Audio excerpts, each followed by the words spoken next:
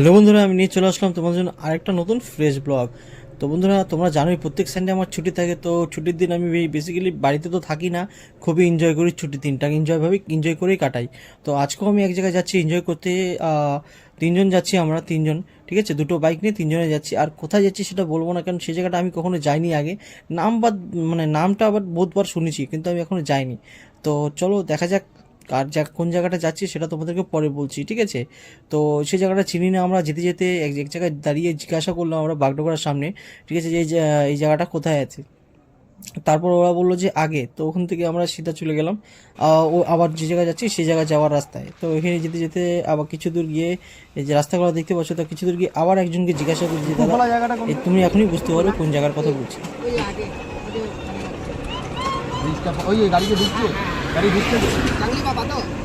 জঙ্গলি পাহাড় ওদিক দিয়ে টিপুখোলা। চলো, থ্যাংক ইউ। তো বন্ধুরা, আমি আশা করি তোমরা বুঝতে পারছো আমি কোন জায়গার কথা বলছি। তো হ্যাঁ, একদম ঠিক ভেবেছো, আমি সেই জায়গায় যাচ্ছি। আর আমি কখনো ওই জায়গাটায় যাইনি, নামটা বাদ বহুত শুনেছি। তো দেখতে পাচ্ছ এখান থেকে চলে আসি, আর বেশি দূর নেই। এই যে দেখতে পাচ্ছ এখানে বোর্ডটা ছিল। তো এখানে তো বন্ধুরা, এখানে ঢোকার সময় দেখে কি ক্রসিং, তো আমরা ভাবলাম কি ব্যাপার। তো দেখি না, আমাদেরকে খুব সহজে ছেড়ে দিল, মানে বাইকদেরকে আটকাচ্ছিল না, ওই চার চাকাদেরকে আটকাচ্ছিল, বাট জানি না কিসের জন্য। তো আমরা চলে আসলাম ওখান থেকে।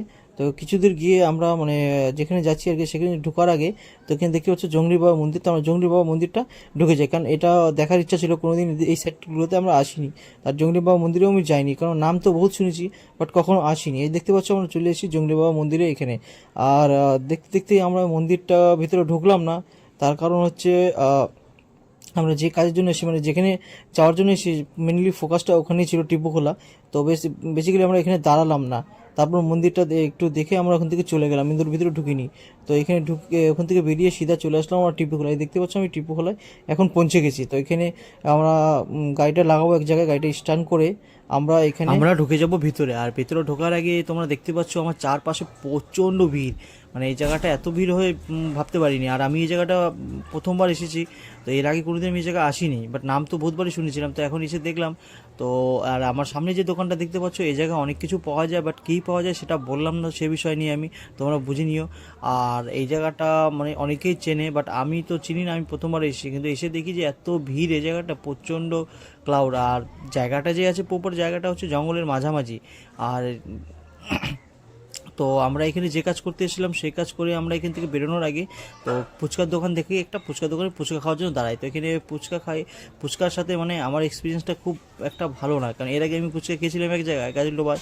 তো ওই জায়গাও ফুচকা যে খুব একটা ভালো ছিল তাও না, এই জায়গাটাও সেম ওরকমই। বাট এই জায়গাটা মানে পাওয়া যে যাচ্ছে জঙ্গলের মাঝামাঝি, তো এটা অনেক বলতে হবে।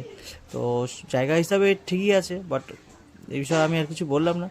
তো আর আজকের এই ব্লগটা আমি এখানেই শেষ করছি। তো আশা করছি তোমাদের এই ব্লগটা ভালো লাগবে, আর যদি ভালো লাগে তাহলে লাইক শেয়ার কমেন্ট করতে ভুলবে না, ঠিক আছে। চলো, তোমাদের সাথে দেখা হচ্ছে আরেকটা নতুন ফ্রেশ ব্লগে। তো ততক্ষণের জন্য by.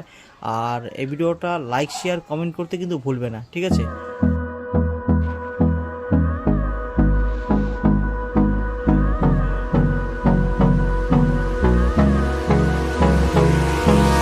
Hold me close till I get up.